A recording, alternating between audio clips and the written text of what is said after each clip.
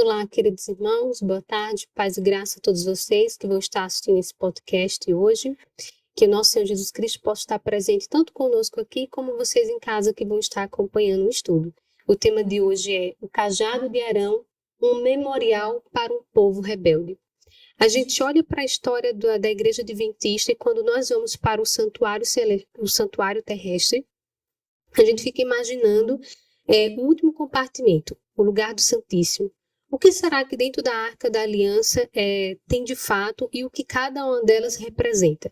Hoje nós vamos estudar um pouco sobre o cajado de Arão e entender por que esse cajado tem uma importância tão grande para os nossos dias. Esperamos em Deus que você possa gostar desse estudo. E agora a gente convida também vocês que possam ter papel e caneta em mãos para anotar todos os textos. Porque por mais que a gente traga o estudo aqui com clareza, a gente prefere também que vocês em casa estudem por vocês mesmos, tá bom? Então, nesse momento, a gente convida vocês de casa para orar conosco. Oremos. Pai querido, graças damos ao Senhor por nos conceder novamente mais uma oportunidade em podermos ministrar a Tua Santa Palavra. Envia os Teus anjos para nos auxiliar. Também derrama sobre nós o Teu Espírito, para que Ele nos capacite e conceda a cada um de nós o discernimento. Em nome do Senhor Jesus. Amém. Amém. E aqui conosco, mais uma vez, nossos irmãos, a irmã Daniele, o irmão Alain, para também dividir conosco esse estudo e que, mais uma vez, eu clamo a presença de Deus entre nós para que a gente possa ter entendimento. E a gente espera que vocês em casa também, tá bom? Então vamos lá, vamos continuar. Até aqui a gente já tratou sobre as tribos e a relação das tribos com o tempo do fim. A gente já tratou sobre o sumo sacerdote e o simbolismo nas vestes dele. O sumo sacerdote, ele tem seu trabalho principal no dia da expiação. Então, o foco dos nossos estudos sobre o santuário, porque o santuário tem outros compartimentos, né? Tem outros elementos que são importantíssimos de se estudar. Mas, como eu falei no estudo passado, teve um congresso do EAG focado no santuário, então é recente e é um estudo muito profundo. Então, eu preferi que a gente trouxesse aqui para o podcast, mas focado no dia da expiação, no juízo investigativo. E por isso que a gente está abordando somente esses elementos contidos relacionados ao dia da expiação.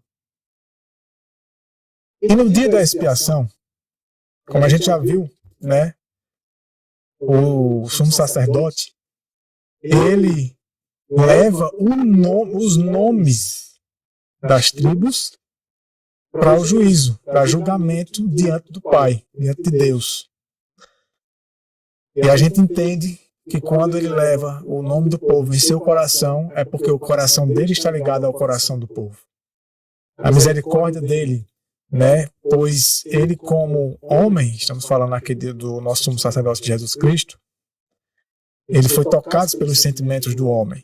Então ele entende com muito mais propriedade do que qualquer ser nesse universo a melhor maneira de julgar o ser humano, né?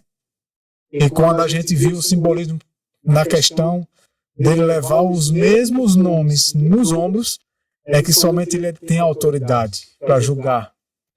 E para então dar o resultado da sentença, se o indivíduo condenou-se a si mesmo ou se ele é digno da vida eterna, pelos méritos de Cristo. E quando a gente vê que ele leva os nomes do povo de Deus, representado pelas tribos de Israel. Então a gente lembra lá do estudo que a gente fez sobre os 144 mil, ser 12 mil de cada tribo, e a gente entendeu ali que eles são da semente de Abraão por causa da promessa que foi feita a Abraão, que é a promessa que ela é recebida pela fé, a mesma fé que Abraão teve. Por isso que hoje os cristãos, eles são sementes de Abraão e são Israel espiritual, porque eles são segundo a promessa feita a Abraão.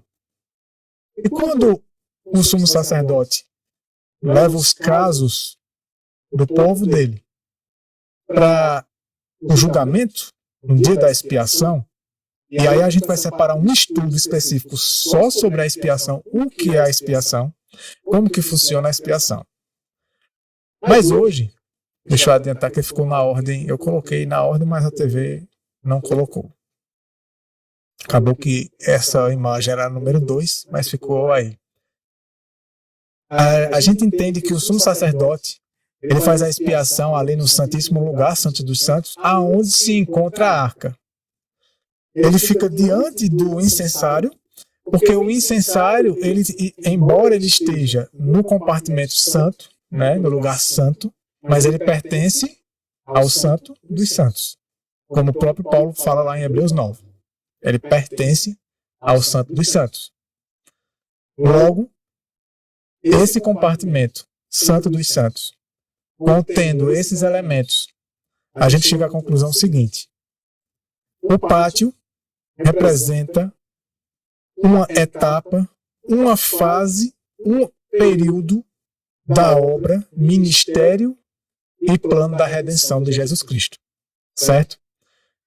E a conclusão que se chega é, se Cristo é o Cordeiro de Deus, então aquele Cordeiro que representava ele, ali é um altar de sacrifício que representava o sacrifício que ele fez, e todos aqueles elementos ali no pátio, que por sinal é um local onde não é nem calçado, né, é na terra, representa a obra de Cristo na terra. Entrando no santuário, já é outro período da obra dele. Então é uma questão de você não só identificar os elementos e o que eles significam, mas é também você entender que cada passo que é dado ali no santuário, cada local do santuário representa uma época, uma fase do cristianismo, um período. Consequentemente, o Santíssimo Lugar, ele representa, aliás, ele é o local aonde ele é acessado em que período? No dia da expiação. E o dia da expiação representa que período do cristianismo, da fase da obra do plano da redenção? O juízo investigativo. E quando que começa o juízo investigativo? Já começou, né? A primeira mensagem angélica diz que o juízo já chegou. O juízo já chegou. Em 1844. Né? Então Cristo já está nesse local. Consequentemente, se a obra que é feita nesse local representa um período, todos os elementos que estão ali, eles seriam somente revelados e o seu significado e simbolismo só faria sentido e se cumpriria nesse mesmo período, que é o juízo investigativo. Então temos a Arca da Aliança, nela contém a lei. Quando foi que a lei de Deus passou a ser respeitada, considerada e trazida à tona como a ser obedecida? A partir após de 1844, com o movimento adventista. Temos o maná, né, que está ali dentro do pote, que a gente vai inclusive estudar ele, seria acho que o próximo estudo, e estudar o que representa o maná, a história por trás do maná, o propósito, e temos o cajado de Arão.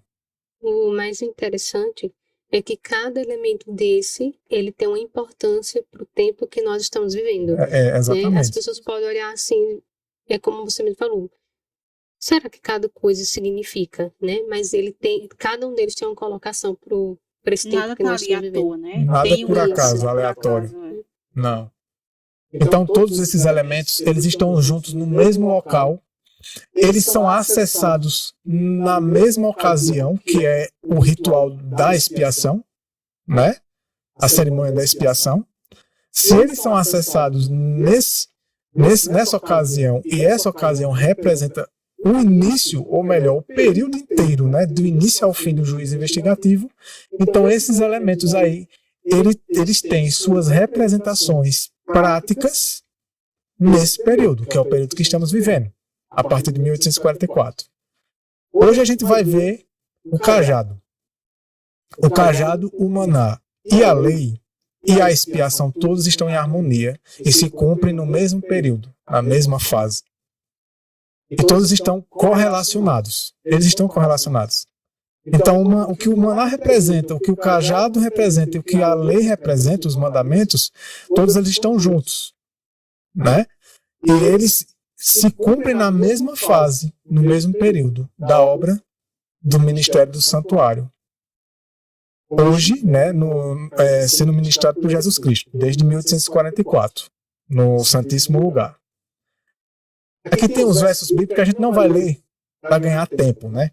Porque na realidade esses versos bíblicos é só informando o que contém no Santo dos Santos, né?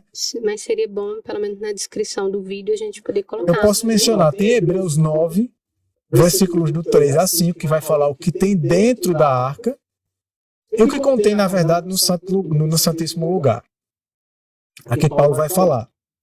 Tem Êxodo 25, que é falando como a arca foi construída, os elementos, né? Que aí está lá no verso 10 e depois no verso 16 a 22, mas você pode ler o capítulo 25 inteiro. Tem Apocalipse 11, 19, que é onde é mostrado o santuário de Deus celestial, aonde é mostrada a arca, mostrado lá a arca. Aí tem Êxodo 31, 18, que vai identificar a arca com o nome a Arca do Testemunho, né? A Arca do Testemunho, ou da Aliança, e Êxodo 34, 28 também. Ela é chamada, dependendo da tradução, de Testemunho ou a Arca da Aliança. Esses são os nomes, né, que são dados. E os elementos que contém nesse local e na arca, também tem a questão do propiciatório, que é a tampa onde contém os anjos ali. Só que essas coisas a gente não vai estudar hoje. Hoje a gente vai se focar em um dos itens que estão dentro da arca.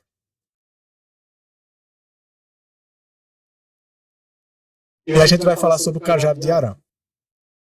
O cajado de Arão, eu acredito que seja, às vezes, né, quando se trata do santuário, do estudo do santuário, eu entendo que seja um elemento do santuário mal, não é nem só questão de mal compreendido, mal estudado, pouco falado, bem pouco, né? Porque pouco estudado, pouco explicado.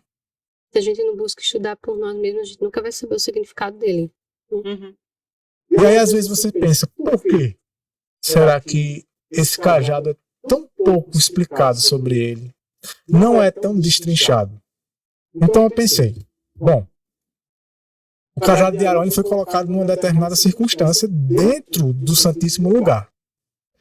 O que levou Deus a ordenar Moisés a pôr esse cajado lá? Por quê? E para quê? Então vamos começar o estudo sobre o cajado de Arão. Primeiro a gente vai para Números 17. Números, capítulo 17. A gente vai ficar entre Números 17. Vocês vão entender o porquê que eu vou começar primeiro em Números 17 e depois a gente vai voltar para Números 16. Né? Vocês vão entender por quê. Números 17 é específico.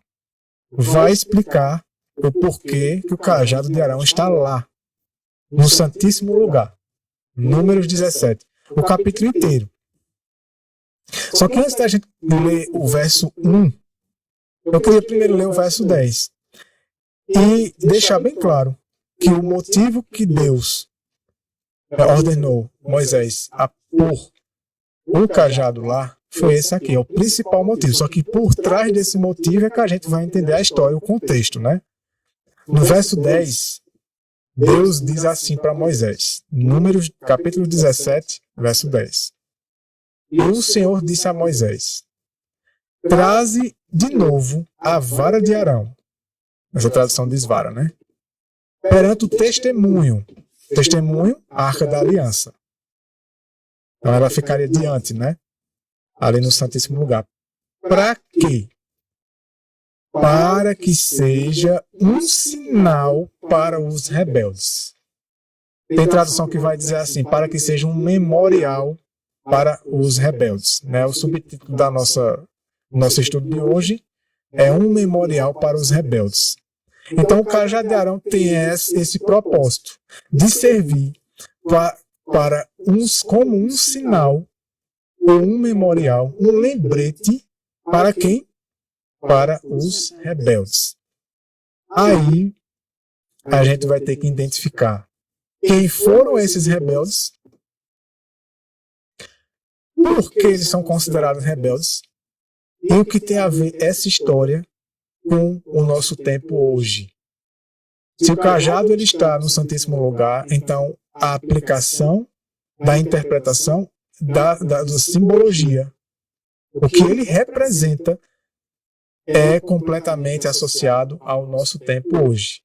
O que representa se cumpre no nosso tempo, a partir de 1844 em diante. Até porque se não tivesse uma aplicação para nós hoje, o Senhor não tinha ordenado que o cajado fosse colocado na arca e teria ficado para aquele tempo mesmo na história aqui de Números. Ele não teria ido para dentro da arca e chegado até os nossos dias. E outro, eu fiquei pensando, entre o cajado de Arão e o candelabro, quando você vê coisas de judeus por aí, você já viu algum cajadozinho de miniatura, assim? A gente geralmente vê um candelabro bem grande, né? Uhum. Às vezes o altar de incenso. Elementos que até são mais chamativos, né? Em beleza, em estrutura. O candelabro, o altar de incenso. A mesa dos pães também, né? Bem representativo. Mas o cajado... Até as tábuas da lei a gente já viu. A lei, né, os mandamentos, né? Por Até o maná, ele é até mais bem explicado do que o cajado de Arão. Por exemplo, em algumas... Só me veio isso na lembrança agora. Algumas cidades que a gente trabalhou em Minas, uma boa parte delas, a gente chegava em algumas cidades na praça e tinha símbolo de ou uma Bíblia Aqui em Caruaru aberta, também tem. ou as tábuas da lei, da mesma forma que ou o candelabro também. Aqui em Caruaru, se eu não me engano, na Praça Nova Hortep, lá mesmo. esse nome, se eu não me engano. Se eu não me engano, lá tem lá perto da rua do é perto da prefeitura, né? Tem lá um candelabro. Então, assim, quando vai falar dessas coisas, desses elementos do santuário, pouco se vê sobre o cajado de Arão. Então, é porque é uma história muito séria, com informações muito importantes. Então, vamos ler o capítulo 17? E vamos tirar algumas informações dele e entender melhor depois, lendo o capítulo 16. Veja, verso 1. E o Senhor falou a Moisés, dizendo: Fala aos filhos de Israel e toma de cada um deles uma vara, cajado, né? Segundo a casa de seus pais, de todos os seus príncipes, segundo as casas de seus pais, 12 varas. E escreve o nome de cada um na sua vara. Verso 3. E escreverás o nome de Arão na vara de Levi. Isso aqui vale a observação. Arão era quem? Sumo sacerdote. A vara de Levi, da tribo de Levi, seria representada por ele, por Arão, identificando que o principal líder de Levi é Arão, né?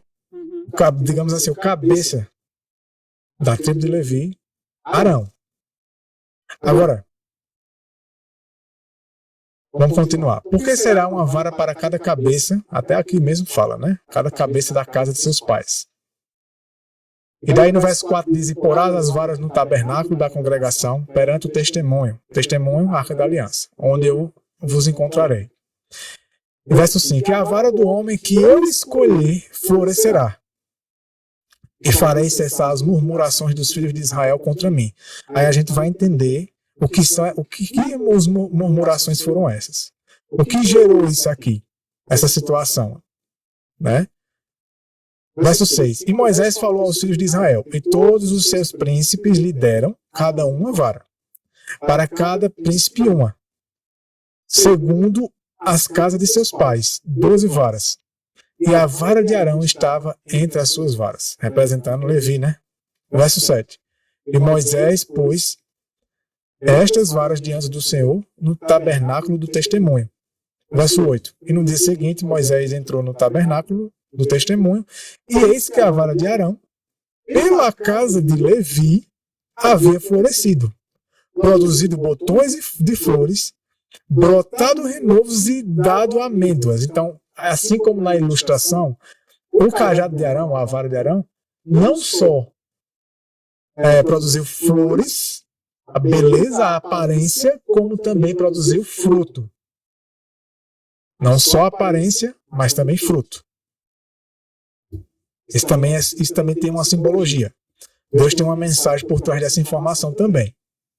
Verso 9. E Moisés trouxe todas as varas diante do Senhor a todos os filhos de Israel. Eles olharam e cada homem tomou a sua vara. Aí no verso 10, aquele que a gente já leu, e o Senhor disse a Moisés: traz de novo a vara de Arão perante o testemunho, para que seja um sinal para os rebeldes, e acabarás com as suas murmurações contra mim, contra Deus. Olha. Embora não fosse uma coisa diretamente contra Deus. Vocês vão entender. Para que não morra. E Moisés fez isso, no verso 11, né? Como lhe ordenara o Senhor, assim fez. Aí no verso 12, e os filhos de Israel falaram a Moisés, dizendo: eis que nós morremos, perecemos, todos nós perecemos. Mais uma vez continua a murmuração, né? Verso 13. Todo aquele que se aproximar do tabernáculo do Senhor morrerá. Seremos todos consumidos pela morte. Assim terminou a história, né? Sobre o cajado de Arão. Só que existe uma história por trás dessa. Existe algo a mais por trás disso aqui. E para entender isso aqui, a gente tem que ler Números 16. Só que antes de ler Números 16, a gente vai ler Êxodo 32. Por quê? Porque a gente precisa saber quem é Levi. Quem é a tribo de Levi? Por que Arão representava a tribo de Levi? Né? Que diferença tem a tribo de Levi das outras? Números 32. Êxodo. Êxodo 32. Aqui a gente não vai ler tudo, porque a gente já conhece a história. Eu resumi ainda mais. Aqui é aquela situação, a ocasião do bezerro de ouro, né? E aqui, nessa situação, o povo não teve paciência de aguardar o profeta, né, Moisés, trazer as ordens de Deus, a mensagem de Deus, né, que Deus tinha para eles. O povo não quis esperar o profeta. Eles haviam saído do Egito, né, do paganismo, haviam saído de uma religião e de uma cultura pagã, para que pudessem adorar a Deus da maneira certa. Mas eles saíram do Egito, mas o Egito não tinha saído do coração deles. E, consequentemente, eles agora começam a adorar a Deus segundo a adoração pagã, da qual Deus havia tirado eles. Só que nessa situação, eles atribuem essa adoração ao próprio Deus. Porque eles dizem assim: esse é o Deus que tirou vocês do Egito. Então eles estavam atribuindo o bezerro de ouro a Deus que tinha tirado eles do Egito. E aqui essa distorção de adoração, de culto, feita pelo próprio povo de Deus, diz assim no verso 6, ó, e o povo assentou-se para comer e beber, e se levantou para festejar. Levou eles a uma adoração cada vez mais mundana, uma adoração carnal, e uma adoração segundo a vontade e os desejos do homem. Né? Está no final do verso 6, né? E no verso 7, quando o Senhor vai falar para Moisés sobre essa situação, o Senhor diz assim a Moisés: vai e desce, porque o teu povo que tiraste da terra do Egito se corrompeu. No verso 8 diz assim: depressa se desviaram do caminho que eu lhes ordenei. Ou seja, foram bem rápidos, né? Tirei eles de lá, coloquei eles em um caminho melhor. Estou aqui tentando reeducá-los, mas eles depressa se corromperam. E no verso 9 diz assim: o Senhor disse a Moisés: tenho visto este povo, e eis que é um povo obstinado. Embora tenham saído da adoração pagã, da religião pagã, trouxeram no coração elementos dessa religião. E misturaram esses elementos com a adoração a Deus, atribuindo a adoração a Deus. Né? Dizendo que estavam adorando a Deus. Mas eles ainda achavam que estavam adorando a Deus. Essa é a grande questão. Eles não estavam ali dizendo que aquele bezerro de ouro agora era o novo Deus, que eles tinham abandonado o Deus que tirou eles do Egito, agora não queriam mais saber do Deus que tirou eles do Egito, não. Eles estavam dizendo que aquele era Deus, que tiraram eles do Egito. Eles estavam utilizando a imagem do deus Apis, que é um deus do Egito, o bezerro, né? Na figura de um bezerro. Só que a Escritura, ela menciona que eles usaram aquela representação como se fosse o Deus de Israel. Uhum. Como tu já mencionou, né, que é o final do versículo 8, eles dizem assim: estes são os teus deuses. E a palavra hebraica aqui, para deuses, é Elohim. E Elohim é o nome de Deus. É porque a palavra Elohim é plural, né? Então, a tradução assim correta seria deuses. Só que geralmente é traduzido como Deus. Aí aqui eles mencionam: estes são o Elohim, ó Israel, que te tirou da terra do Egito. Então eles estavam utilizando a representação de um falso deus do Egito, Apis, e dizendo: esse aqui é o Deus de Israel. Foi ele que nos libertou da terra do Egito. Então era um falso estilo de adoração que eles estavam utilizando para adorar o verdadeiro Deus. E atribuíam a Deus. Como se Deus fosse aceitar essa adoração, esse culto. Porque na mente deles está sendo feito para Deus. O que importa é que é para Deus. Uhum. Né? Como o culto vai ser prestado, como o culto vai ser dirigido e ministrado, não importa. Os fins não justificam os meios. Exatamente. O que importa é para se leva o nome de Deus, se leva o nome de Jesus Cristo. Tá tudo certo. Essa é a mentalidade, né? Parece muito com o que acontece hoje, né? Fazem os cultos, vai dizendo que é para Deus. Adorar a Deus do meu jeito. O espírito de Caim. Exatamente. Só que Deus já deixa bem claro para Moisés que isso era uma corrupção da adoração a ele, mas era feito pelo povo de Deus. Aqui não eram pagãos. Estão voltando aqui, veja. Parte do povo de Deus, vale lembrar isso, corromperam a adoração a Deus. Uma adoração segundo a imagem do homem. Porque embora fosse uma imagem de um animal, mas foi feita pela mentalidade do quê? De Deus ou do homem? Do homem. Do homem. Era a imagem de uma besta. E a imagem da besta nada mais é do que a revelação do que está no coração do A homem. imaginação humana. Da imaginação humana. E essa, por sua vez, influenciada por Satanás. Mas o mais interessante é que a gente vai ler aqui, ó, no verso 19. Como era essa adoração? E aconteceu assim que ele se aproximou do acampamento. Falando de Moisés, né? Aqui Moisés agora desceu, Deus pediu para ele descer e ir lá, e ele vai se aproximando, né? Do acampamento. Que viu o bezerro e a dança. Olha que havia dança. Ou seja, um culto com músicas que levava o povo a dançarem.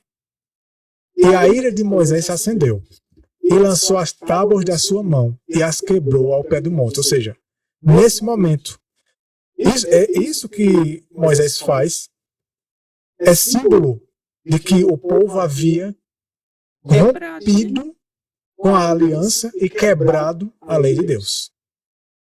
Desconsiderado e desmerecido, desrespeitado a lei de Deus, né? E rompido com a aliança deles.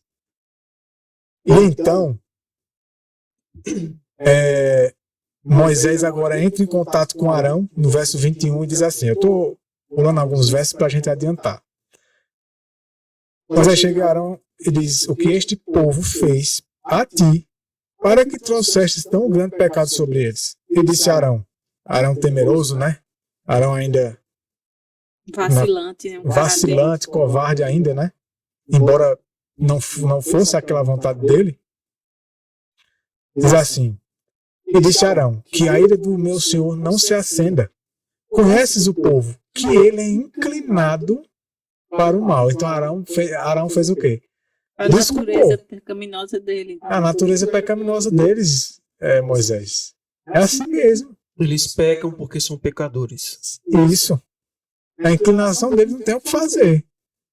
Ou seja, Deus tinha que aceitar. Né? Que não se acenda a ira de Deus, que Deus entenda. Mas Deus aceitou? Não. Deus entendeu. Uhum. Entendeu? Que eles escolheram se corromper. Escolheram seguir o coração. E não a vontade de Deus. Escolheram a vontade do homem. Aquilo que aprenderam, que Deus mostrou que era errado, eles trouxeram de volta. Só que de uma roupagem diferente, né? Uhum. E aí no verso 25, diz assim, agora entra a parte que a gente mais vai aproveitar melhor para entender. Quando Moisés viu que o povo estava o quê? Nu. Qual é a simbologia disso aqui? Em Apocalipse, tem uma passagem, vocês me lembram, eu vou parafrasear ela. Diz que, acho que isso é para Laodiceia. A tua nudez, né?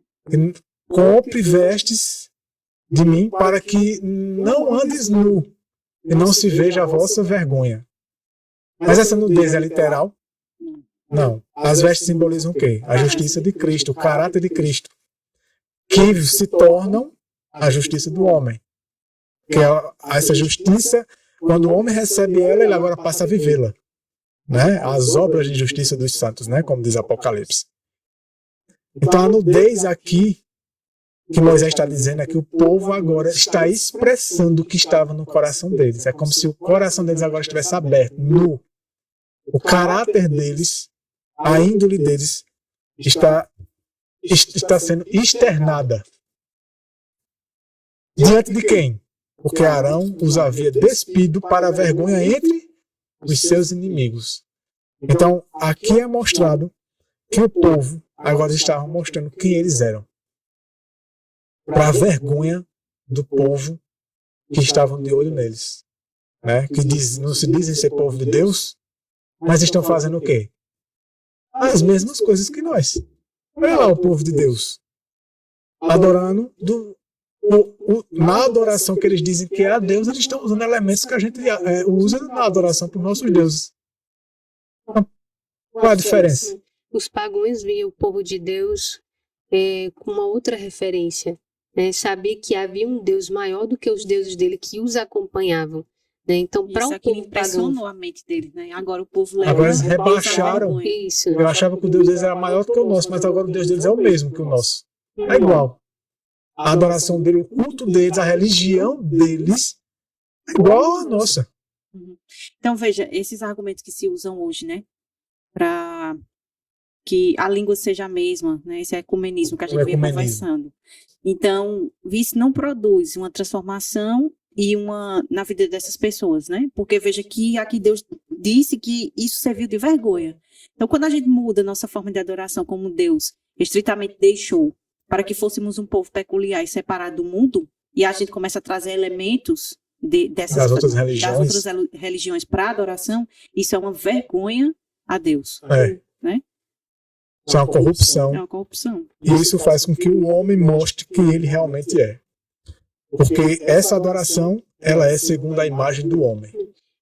Tanto no tempo de Israel como hoje, Deus gostaria que seu povo fosse um povo que diferente e peculiar. Distinto dos Muito outros, distinto. das outras Mas religiões hoje, e das outras igrejas. assim como foi em Israel literal, ainda se vê hoje no Israel espiritual da mesma forma, né?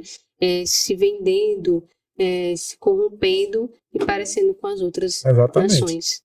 Agora, veja o que é que diz no verso 26. Então Moisés se colocou na porta do acampamento e disse, isso aqui é interessante, quem está do lado do Senhor? Que ele venha a mim. E quem foi? Todos os filhos de Levi. Todos os filhos de Levi se chegaram a ele. Ou seja, um povo entre todas aquelas tribos. A minoria, né? Minoria. Vamos ser honestos, né? Vamos ser honestos com a realidade e com o contexto. A minoria se posicionou ao lado de Deus. Não compactuou, não participou daquela adoração. Porque entenderam que aquilo ali era uma blasfêmia a Deus. Então, uma aplicação que a gente pode fazer, né? As demais não eram povo de Deus? Eram. Eram 12, Saíram né? de uma adoração pagã, né? E aqui você vê, eles saíram, como a irmã estava falando, de uma região pagã, de um povo pagão, e foram levados para onde? Para o deserto, né? No deserto. Lembra o quê? Apocalipse 12. Apocalipse diz que a mulher foi levada para o deserto. E representava o quê? A igreja, os protestantes, né? Os reformadores, fugindo da perseguição papal para uma região, agora que Deus iria preservar eles ali numa região desértica, né? Agora, outra aplicação que eu quero fazer em relação a isso é justamente assim. Eram todos o povo de Deus, Sim. mas apenas uma tribo se achegou a ele. Então, existe um remanescente dentro do remanescente. Né? Nem todo aquele que me diz Senhor, Senhor entrará no reino dos céus. Sim. Mas aqui também é uma alusão aqui, que embora todos aqueles fossem povo de Deus, mas existe um povo que vai guardar os mandamentos de Deus, Exatamente. que vai se manter fiel. Não vai ser todos, né? Exato. Se posicionaram ao lado de Não Deus. ser todos. Veja a simbologia. Se posicionaram ao lado de quem? Do profeta. O profeta estava trazendo o quê? A palavra de Deus e a lei de Deus para eles. E eles tiveram paciência, De aguardar. paciência dos santos, de aguardar o profeta da luz. Trazer a luz de Deus para a mensagem de Deus para eles, eles não se posicionaram de acordo com a adoração pagã, misturada, né? Dos outros, que eram todos um povo só. Eles ficaram do lado do profeta, da palavra de Deus, consequentemente de Deus. Aí no verso 27 diz assim, ele lhes disse, né? Moisés dizendo, né, para Israel, assim diz o Senhor Deus de Israel. Verso 27. Ponha cada homem sua espada sobre o seu lado, e entrai e saí de porta em porta em todo o acampamento, e mate cada homem o seu irmão, e cada homem o seu amigo, e cada homem o seu próximo. Isso aqui é interessante, eu vou fazer um breve... Me lembra muito Ezequiel 9. Exatamente. Ele traz muito Ezequiel essa 9. luz. Né? Aqueles que não estavam selados. Quem é que estava selado nessa ocasião era Levi, a tribo. Isso é exatamente isso que eu ia falar. Quando Deus pede para dar essa visão a Ezequiel 9, de entrar, era entrar no povo de Deus, no arraial de exatamente. Deus. Arraial de É. Deus. E detalhe, né? Deus tinha dito a Moisés que o que é que Deus ia fazer com o povo? Iria consumir eles, né? E foi o que Moisés disse: apaga o meu nome do teu livro se o Senhor fizer isso. Embora Moisés tivesse amor pelo povo, mas mesmo assim, a aplicação O juízo veio. do juízo ocorreu, né? Ocorreu. Eu pergunto a você, vamos ser bem honestos. Moisés deixou de amar eles agora? Não. Moisés mandou matar. Ele parou de amar eles? Não. Moisés passou a odiar eles? Não. O amor continuou mesmo. Mas Moisés sabia que essa era a única solução para eles. Não tinha mais o que fazer. Não tinha. Por quê? Porque Deus mostrou. E quando Deus mostra, verso 28, e os filhos de Levi fizeram conforme o quê? A palavra de Moisés. A palavra de Moisés é a palavra de quem? Começo do verso 27. Assim diz quem? O O Senhor. Senhor. Então, Levi fazer conforme a palavra de Moisés é equivalente a Levi fazer conforme a palavra de Deus. Então Levi era submisso ao profeta da época, ou com o profeta contemporâneo, né? Os sacerdotes submissos ao profeta. E não o Exatamente. profeta submisso aos sacerdotes. Exatamente. Eles eram submissos ao profeta. E aí diz aí, caíram do povo naquele dia em torno de 3.000 homens. Certo. Identificamos aqui que Levi representa um povo. O cajado representa um povo. Porque o cajado não representou uma tribo, a tribo de Levi. E o cabeça era o sumo sacerdote. O cabeça era o sumo sacerdote, Arão. Vamos esquecer Arão. Vamos nos focar no sumo sacerdote. O que ele representa? Cristo. Está lá em Hebreus, né? Nosso sumo sacerdote. O povo, que o cajado representa o povo, é Levi. A tribo de Levi. E quando você vai ver a história de Levi, o porquê que eles foram escolhidos, separados, é porque eles não se compactuaram, não participaram. Não se corromperam. Exatamente, não se corromperam com a falsa adoração. Exatamente. Eles se posicionaram do lado de Deus e da verdadeira adoração a Deus e eram submissos à palavra do profeta. Porque sabia que a palavra do profeta era a palavra de quem? De Deus. De Deus. Agora, isso é garantia de que todos os levitas estavam salvos? Se iriam se salvar? Não. Isso era uma blindagem, eles estavam blindados. Selados, né? Estão selados agora, não se perdem mais. Ninguém mais desse povo se perde. Ninguém mais desse povo se rebelaria contra Deus. Por quê? Porque é o povo de Deus. Levi se posicionou ao lado de Deus, foi submisso. Será que eles poderiam se rebelar contra Deus? Acho que não. O que é que vocês acham? Sim. Existe a possibilidade? Sim. Com certeza. Qual foi o maior rebelde? Qual é o maior rebelde que existe na face do universo? Satanás. Lúcifer. Lúcifer. Quando ele se rebelou, ele já era um diabo? Não. Um monstro? Não. Acho que nem. Inclusive a posição dele era só abaixo da de quem? Abaixo da divindade. Só abaixo da divindade. Vamos ver Números 16, para a gente tirar uma lição muito forte que Deus quer nos dar aqui. Levi, povo escolhido por Deus, se posicionou ao lado de Deus, quando os outros que se dizem povo de Deus se corromperam e passaram a ter uma adoração falsa. Então, o que Levi representa? Se o cajado de Arão está lá, que é acessado no dia do juízo, junto com a lei e junto com o maná, esse cajado ele representa um povo. E que povo é esse? Os adventistas do sétimo dia. Então, Levi representa os adventistas do sétimo dia. Porém, deles, no capítulo 16, vai explicar o porquê do capítulo 17. De tudo aquilo que aconteceu no capítulo 17, começou aqui nessa história do capítulo 16. Vocês vão entender como que a coisa funciona. A gente vai ler o capítulo quase todo.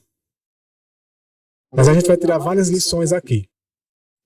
Levi representa um povo distinto, separado por Deus. Separado por Deus. Para ministrar, portadores de luz, da luz de Deus, portadores dos oráculos de Deus, para ministrar ao povo a vontade de Deus, porém submissos à palavra dele, porque Moisés representa tanto a palavra de Deus, de modo geral, quanto o profeta pessoal, profeta contemporâneo, o profeta que estava ali com eles. A gente pode tirar essa lição de Moisés. E Levi representa o povo distinto, separado, para ministrar a obra de Deus. É tanto que os levitas é quem eram os que ministravam no santuário. E foram escolhidos por quem? Por Deus. E a gente vê isso também lá em Primeiros Escritos, ela fala, que os 144.000 serão aqueles que ministrarão no santuário, a representação do povo de Deus. Exatamente. Aqui no versículo 1, Números capítulo 16, versículo 1 diz assim: E Corá, filho de Isá, filho de Coate, filho de quem? De Levi. Então Corá, levita. Todos os levitas eram sacerdotes. Só um deles era o sumo, que era Arão, o sumo sacerdote. Mas todos os levitas eram sacerdotes, né, com exceção das mulheres. Então Corá era um sacerdote. A gente vai ver isso mais para frente. Corá, Datã e Abirão, que eram os filhos de Eliabe. Eliabe, eu até fui pesquisar, Eliabe é de qual tribo? Eliabe são filhos de Zebulon, uma das tribos de Israel. Então, Eliabe, entenda-se, Zebulon, uma das tribos do povo de Deus.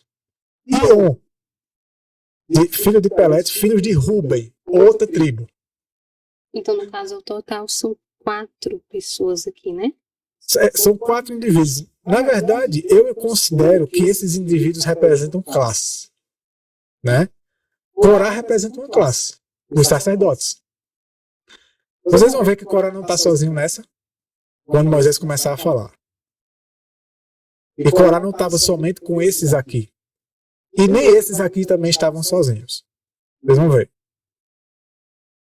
Agora, o que Corá, sendo sacerdote, ministro de Deus, aquele que recebeu a incumbência de ministrar a verdade de Deus, o que ele foi fazer se misturando com homens das outras tribos. Vamos entender isso. Aqui diz assim, ó, prepararam seus homens. Eles prepararam seus homens. Aí no verso 2 diz: E se levantaram, esse grupo, né? Se levantaram perante Moisés com alguns dos filhos de Israel. Ou seja, se levantaram contra Moisés. 250 príncipes da congregação. Pergunta a você: príncipe é um João ninguém no meio do povo? Não. Não. O cargo de príncipe remete a alguém que tem um cargo pequeno, pouco notado, de pouca responsabilidade? Não. Não. E veja a continuidade. Não, então é o que a gente vai ver. A gente que vai deixa mais claro. analisar ponto por ponto. Então esses homens não eram homens leigos, não eram simples camponeses, não eram homens comuns do povo, eram príncipes. E eram o que mais? Famosos na congregação. Eram qualquer um? Não. Não. Homens de renome. Homens de renome. Eram homens de pouca influência? De jeito nenhum. Eu não estou tirando essa conclusão, que alguém pode dizer assim, mas como você sabe? Não. Por que eu sei? Porque o final do capítulo vai dizer a influência que esses homens tinham sobre o povo de Deus.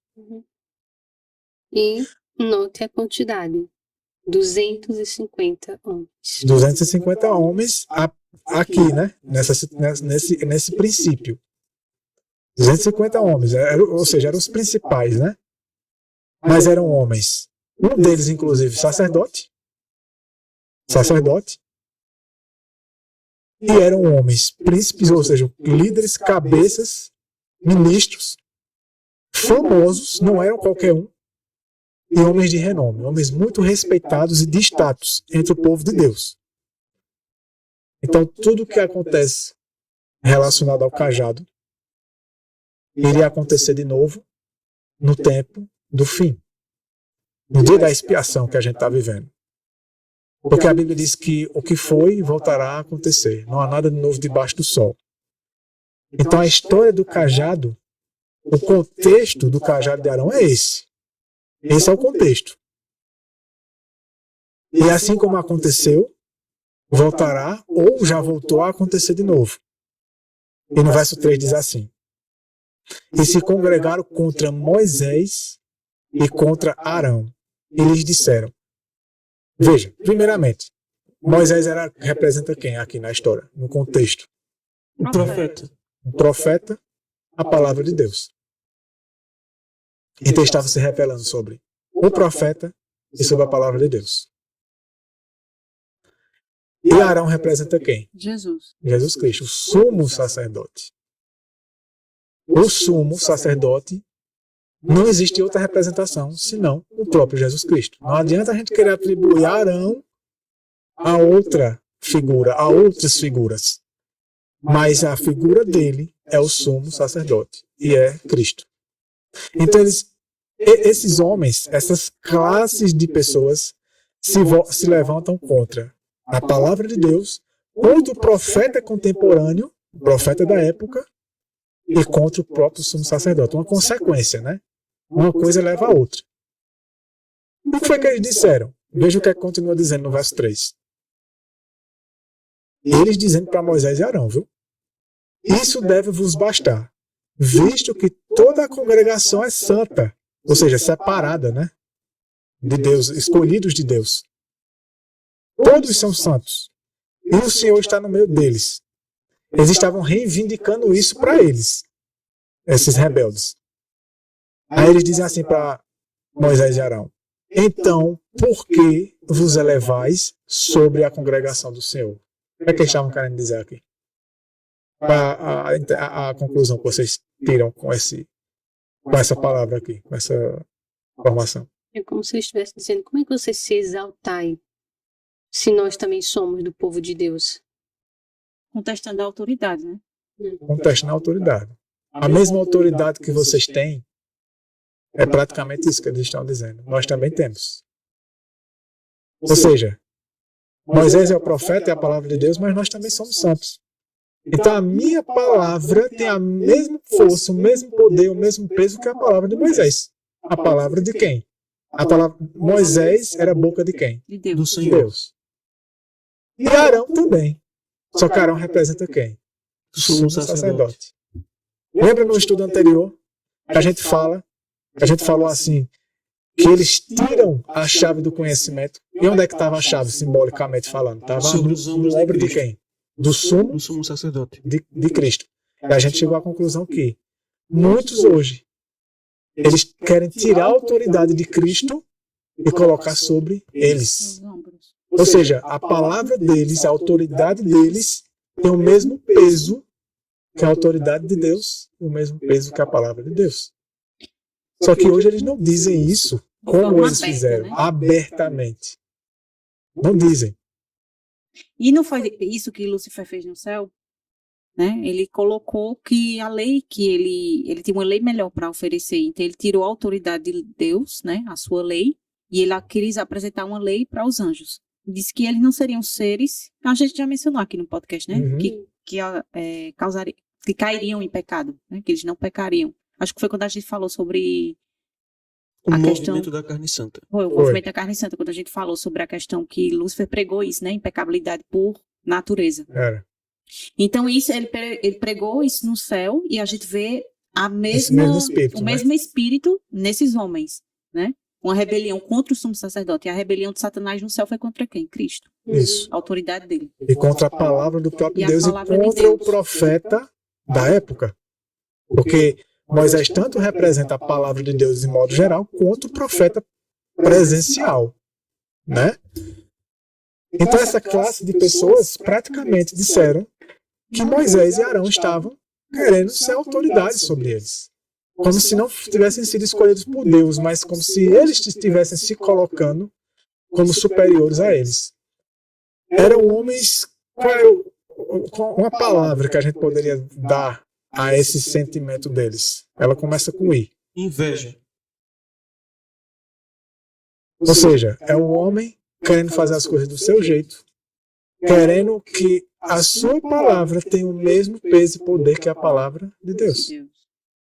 Sejam seus métodos. Eles representam essa classe de homens hoje, porque o cajado de Arão, ele está exatamente no santíssimo lugar, onde ocorre a expiação, onde ocorre o juízo investigativo. Então esse povo, ele está hoje, desde 1844. São levitas que se misturaram com as outras denominações, né? Outros que se dizem ser povo de Deus também. Então, o cajado sendo posto ali naquele lugar, e como título do estudo, né, um memorial para um povo rebelde, para mostrar que a autoridade continua e continuará sendo a de Deus, e não a do homem, né? Então, veja, o entendimento é que um povo, de dentro do povo de Deus, dos levitas, homens com essas qualidades aqui, com essas características, iriam se levantar, se rebelar contra Deus com o mesmo espírito que eles. Foi por isso que Deus colocou o cajado para que ficasse como um sinal. Isso vai acontecer de novo.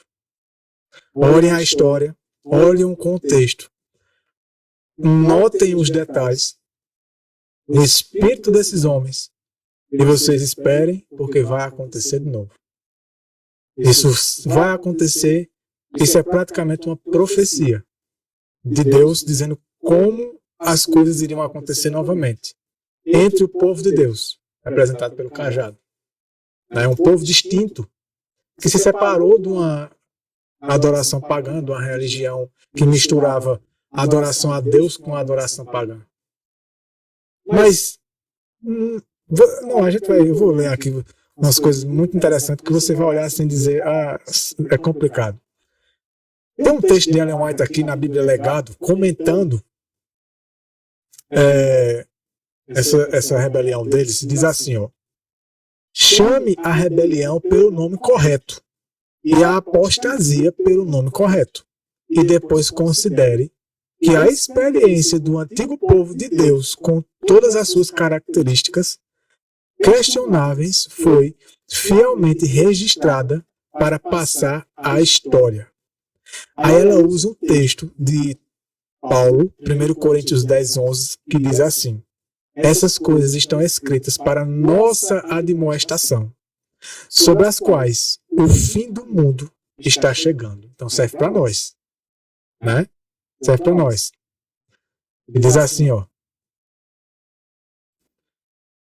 se os homens e mulheres que têm conhecimento da verdade estão tão distante do seu grande líder, quem é o grande líder? Cristo, né?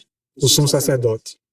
E aceitarem o grande líder da apostasia e o chamarem de Cristo, fazer do mal bem, do bem mal, inverter as coisas, né? Inversão de valores. E ainda diz aqui, ó: e o chamarem de Cristo justiça nossa. Interessante essa informação de Ellen White, né? Se o povo de Deus aceitar o grande líder da apostasia, quem é o grande líder da apostasia? Satanás, né? E o chamarem de Cristo justiça nossa, é porque eles não mergulharam fundo no poço das minas da verdade. Não cavam fundo na palavra de Deus. Eles não conseguem distinguir o metal precioso do metal vil. Aí diz assim: o Senhor permitiu que esse assunto, dessa situação aqui de número 16, se desenvolvesse como aconteceu, a fim de mostrar com que facilidade seu povo será enganado. Olha isso. Se eles dependerem das palavras dos homens, em vez de procurarem nas Escrituras por si mesmos, como fizeram os nobres bereanos, para ver se essas coisas são assim mesmo. E ela diz aqui, ó: rebelião e apostasia estão no próprio ar que respiramos. Seremos afetados por ela, a menos que pela fé coloquemos nossas almas desamparadas seguras em Cristo. O que impedirá o povo de Deus de obedecer falsos cristos? O que impedirá? Né? As doutrinas devem ser claramente entendidas. Os enganos aumentarão e devemos chamar a rebelião pelo nome correto. Aí ela diz: meus irmãos, vocês não estão encontrando apenas homens, mas principados e potestades, ou seja, não são só homens. Eles estão junto com os demônios.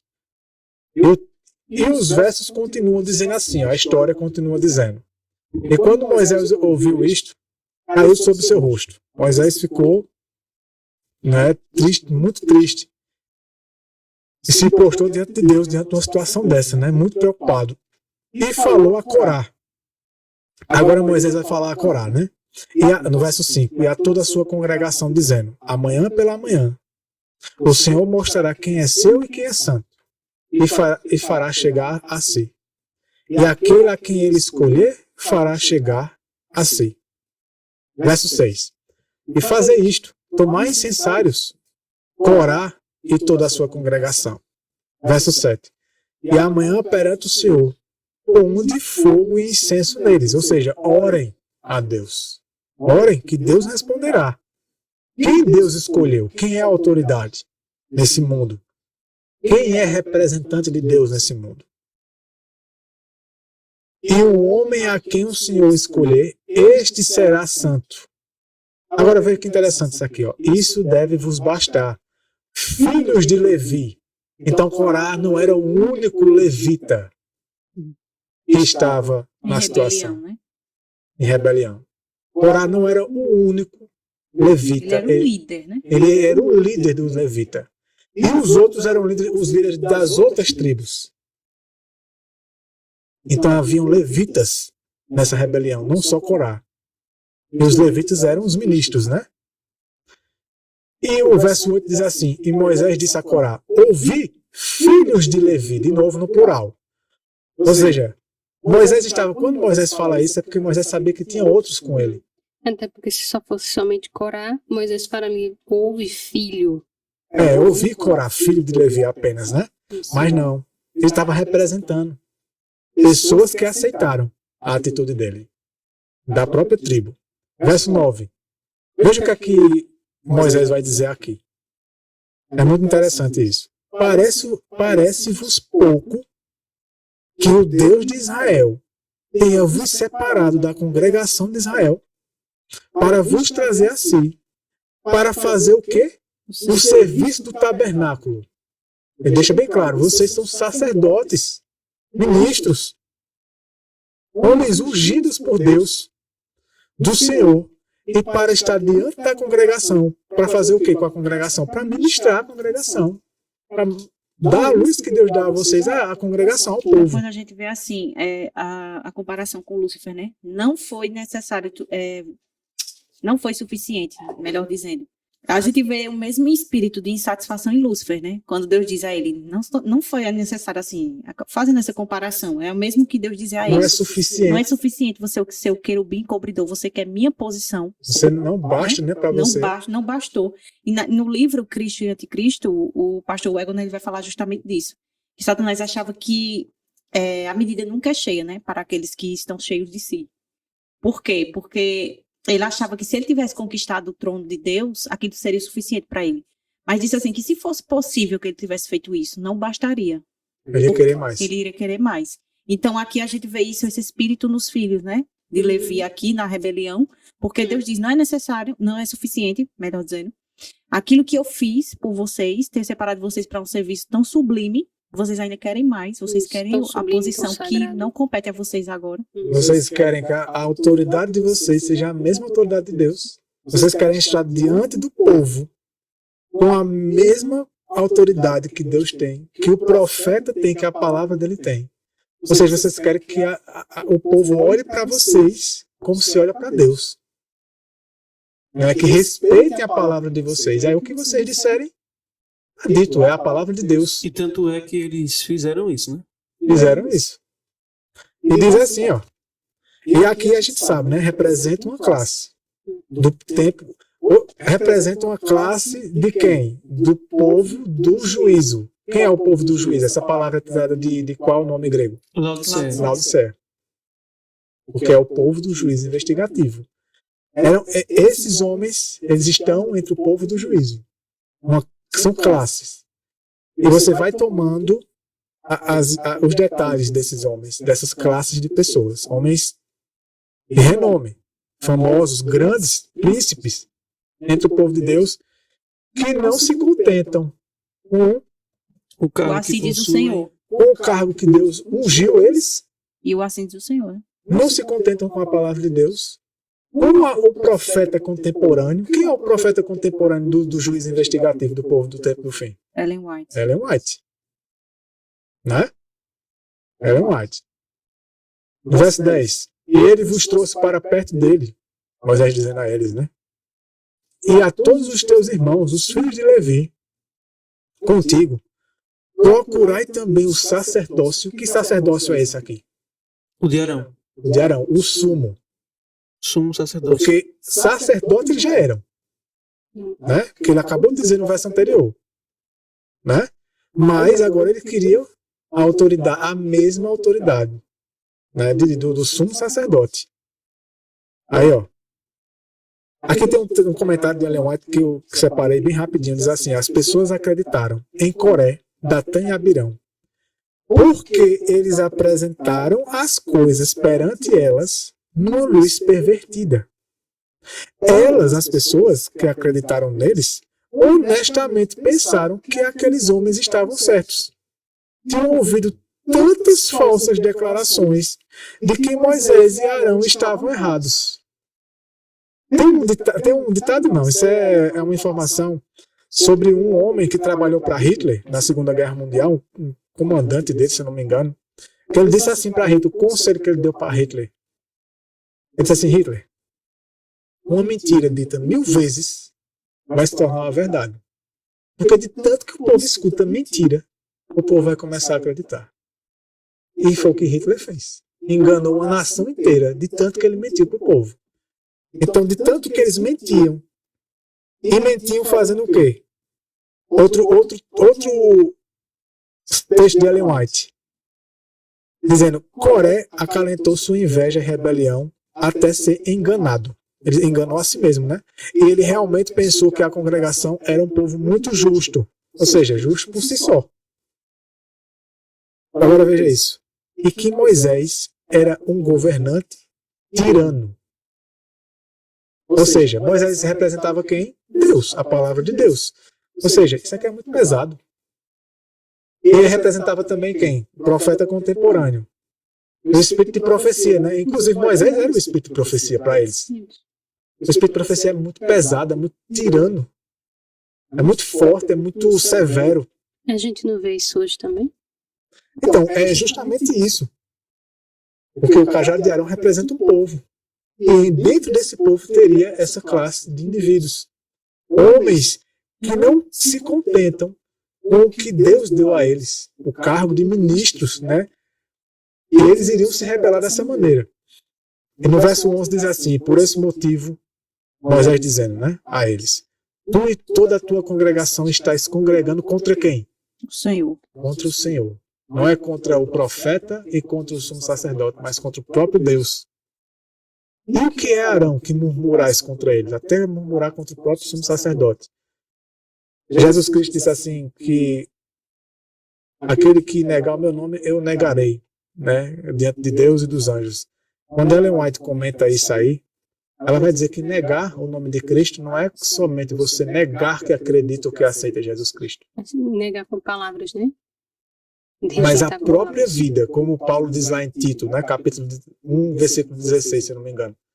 Eles dizem que conhecem Deus, mas as suas obras o negam, embora digam que é povo de Deus. Então, essa rebelião, embora aqui fosse direta, a rebelião de hoje é pior, porque ela é sutil. Ela é indireta. Ninguém diz abertamente. Ninguém diz abertamente que está indo contra a Bíblia e o Espírito de Profecia. Mas a própria maneira de ensinar e de distorcer a palavra e a conduta e a maneira como ensina ao povo e conduz o povo é completamente contrária à vontade de Deus. É o mesmo que eles fizeram aqui. É uma rebelião do mesmo jeito. Aí no verso 12, e Moisés mandou chamar a Datã e a Abirão. Lembrando, viu? Até agora Moisés estava falando somente com os levitas. O Corá e aqueles dos levitas que estavam do lado dele. Agora Moisés vai falar com Datã e Abirão, os das outras tribos, né? Os outros povos de Deus. Filhos de Eliabe. E eles disseram: não subiremos. Eles não quiseram conversa com Moisés. Ou seja, não eram submissos à palavra de Deus e ao profeta. Não queriam nem conversa com o profeta. Né? Quem será que esses aí representam? Hoje. As filhas de Babilônia. Exatamente. Então, Datã e Abirão representam as igrejas, as filhas de Babilônia, né? As igrejas apóstatas, que eles não querem nem conversa com o profeta contemporâneo. Isso aí a gente já sabe, é aberto, né? Aí diz assim no verso 13: e ainda reclamam com o profeta: é pouco nos terdes feito subir de uma terra que mana leite e mel, para nos matares neste deserto, e também fazer-te príncipe sobre nós? Quando os ministros e pessoas de outras igrejas hoje leem alguma coisa de Ellen White, ou se fala de Ellen White perto deles, é uma ira, né, que se tem, né? Imagina você dizer: o Espírito de Profecia disse que a gente tem que se alimentar assim. Como que esses homens vão dizer: então quer matar a gente de fome? A gente vai morrer de fome? A gente vai comer o quê? Deus não é assim. Verso 14: além disso, não nos trouxeste a uma terra que mana leite e mel, nem nos deste a herança de campos e vinhas. Arrancarás os olhos destes homens, nós não subiremos. Então eles eram rebeldes mais abertamente, né? Contra o profeta e a palavra de Deus. Verso 15: Moisés ficou muito irado e disse ao Senhor: não atentes para a sua oferta. Não tomeis deles nem um só jumento, nem fiz mal nenhum a nenhum deles. Verso 16: e disse Moisés a Corá: amanhã estai tu e toda a tua congregação diante do Senhor, tu e eles, e Arão. E que cada homem tome o seu incensário e ponha incenso nele. Então todos orem a Deus para pedir a resposta de Deus. E que cada homem traga o seu incensário diante do Senhor, 250 incensários. Também tu e Arão, cada qual o seu incensário. E cada homem tomou o seu incensário e pôs fogo nele, e pôs incenso nele, e se puseram à porta do tabernáculo da congregação com Moisés e Arão. Aí no verso 19: e Corá reuniu toda a congregação contra eles à porta do tabernáculo da congregação, e a glória do Senhor apareceu a toda a congregação. Aí verso 20: e o Senhor falou a Moisés e a Arão, dizendo, verso 21, separai-vos do meio desta congregação, para que eu possa consumi-los em um momento. E Moisés, no verso 22, e eles caíram sobre seus rostos e disseram: ó Deus, Deus dos espíritos de toda a carne, pecará um só homem e te enfurecerás contra toda a congregação? Moisés praticamente estava dizendo: ele é o cabeça e está enganando todo mundo está caindo na lábia dele. Mas a maioria ali estava enganado. Estavam como Eva, né? A Bíblia diz que Eva foi enganada, Arão não. Aliás, Adão, né? Adão não, mas Eva foi enganada. Então o povo não sabia nem o que estava fazendo. Igual a situação que a gente lê lá quando Jesus disse assim: eles fecham a porta do céu, nem entram e nem deixam os outros entrarem. Era o que ele estava fazendo. E aqui diz assim, ó, verso 23, e falou o Senhor a Moisés dizendo: fala a toda a congregação, dizendo: levantai-vos do redor do tabernáculo de Corá, Datã e Abirão. E Moisés levantou-se e foi a Datã e Abirão. E atrás dele foram os anciãos de Israel. Verso 26. E falou à congregação e disse, agora isso aqui é interessante: afastai-vos, eu vos peço, das tendas destes homens ímpios, e não toqueis em nada do que é deles, para que não pereceis em todos os seus pecados. Ou seja, devemos tomar muito cuidado com os Datã, Corá e Abirão de hoje. Homens famosos. Não pode tirar essa informação. Famosos príncipes, homens de cargos, homens de autoridades e de status, de renome, altamente respeitados e altamente exaltados pelos homens. Diz: não toque no que é deles. Não toque no que é deles, porque senão vocês vão sofrer com isso. Né? E ainda diz assim, ó, eu vos peço afastai-vos das tendas deles. Ou seja, nem chegue perto. Verso 27. E eles se levantaram do tabernáculo de Corá, Datã e Abirão. E Datã e Abirão saíram e ficaram à porta das suas tendas, com as suas mulheres e seus filhos e suas crianças. E no verso 28 disse Moisés: assim sabereis que o Senhor me enviou a fazer todas essas coisas. Aí Moisés diz assim, porque não as fiz por minha própria vontade. Isso era uma resposta de Moisés a eles, né? Vocês não estão dizendo que a gente está se colocando acima de vocês? Mas vocês vão ver, se o que eu faço e falo é a minha própria vontade ou a vontade de Deus. Aí ele diz assim, a prova será essa. Se estes homens, aliás, verso 29, né? Se estes morrerem a morte comum de todos os homens, ou se forem visitados como acontece com todos os homens, então o Senhor não me enviou. Verso 30. Mas se o Senhor criar alguma coisa nova e a terra abrir a sua boca e os engolir, com tudo que é seu, e descerem vivos ao abismo, então sabereis que estes homens provocaram ao Senhor. Verso 31. E quando ele havia acabado de dizer todas essas coisas, essas palavras, e a terra que estava debaixo dele se abriu. E verso 32. E a terra abriu sua boca e os engoliu com as suas casas, e todos os seus homens que pertenciam a Corá, e todos os seus bens. Você vê que não foi Corá sozinho, né?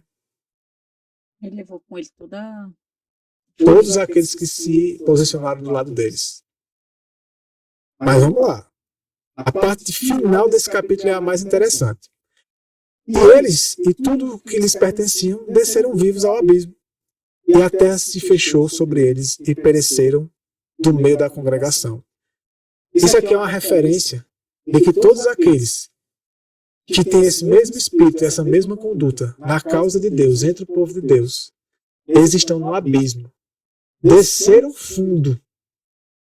Não tem uma passagem que Jesus Cristo diz assim, cego que guia cego vai chegar aonde?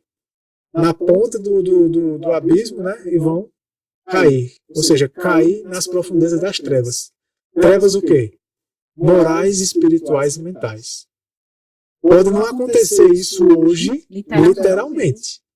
Mas a simbologia aqui é que eles estão caindo no poço das trevas, da cegueira que o inimigo está lançando sobre eles.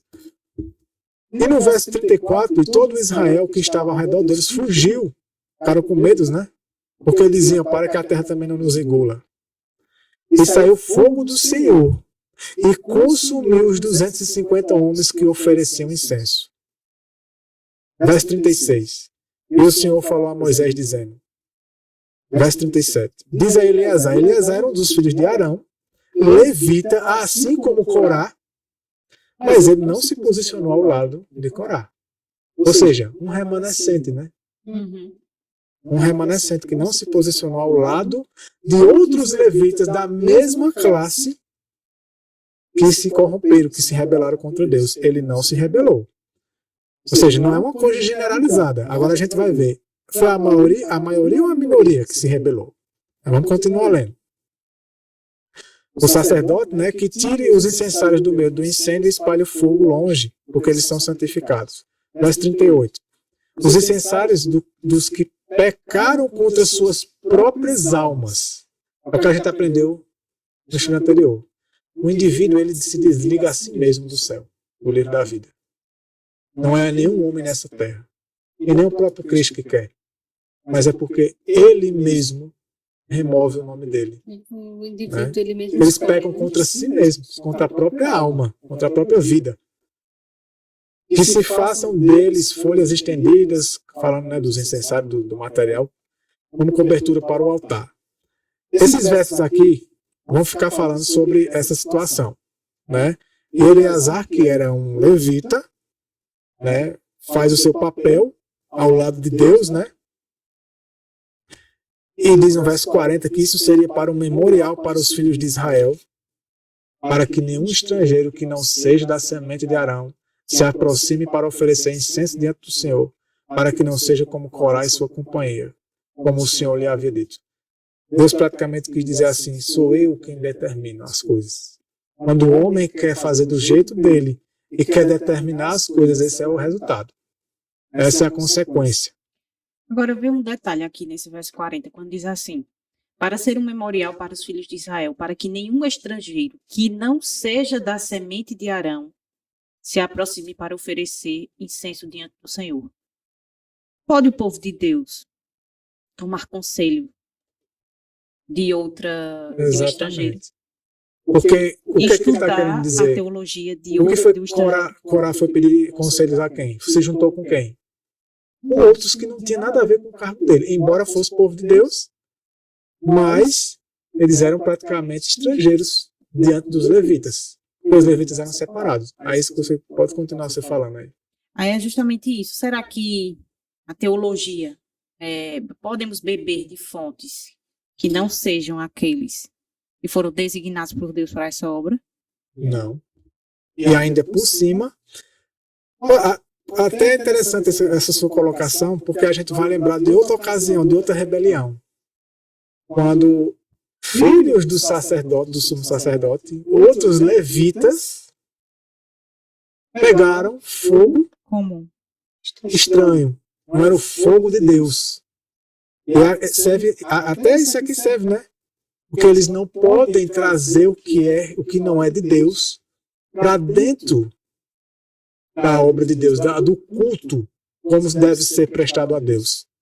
E quando eles vão atrás de métodos e metodologias e filosofias e ideologias de outras igrejas e denominações que não tem nada a ver com o que Deus deu, porque eles são distintos. É uma fé distinta. É uma fé diferente.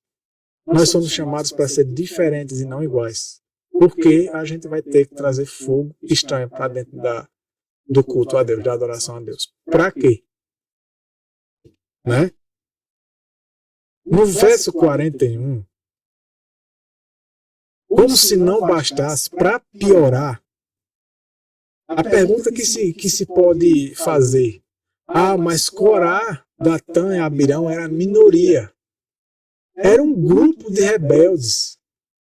Podiam até representar ministros da obra de Deus, mas eram poucos.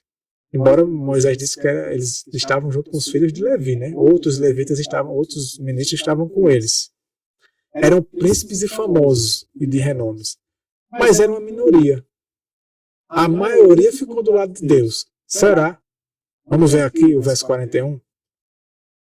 Veja a influência que Corá, Datã e Abirão, esses homens, tanto dos ministros de Deus, quanto dos príncipes, ministros, né, das outras denominações, tinham sobre o povo. Olha que influência tão poderosa. Então, no verso 41 é muito importante a gente entender isso aqui. Veja o poder da influência, né? O tamanho da influência, da autoridade que esses homens tinham sobre as pessoas, né? A influência que eles tinham, o respeito que eles tinham, como eles eram exaltados diante do povo de Deus. Não é à toa, né, quando diz lá que eles eram famosos, homens de renomes, príncipes. Isso é tão forte, tão claro, de que não eram qualquer um e que representam uma classe de homens nos últimos dias que tem essa mesma influência, esse mesmo status.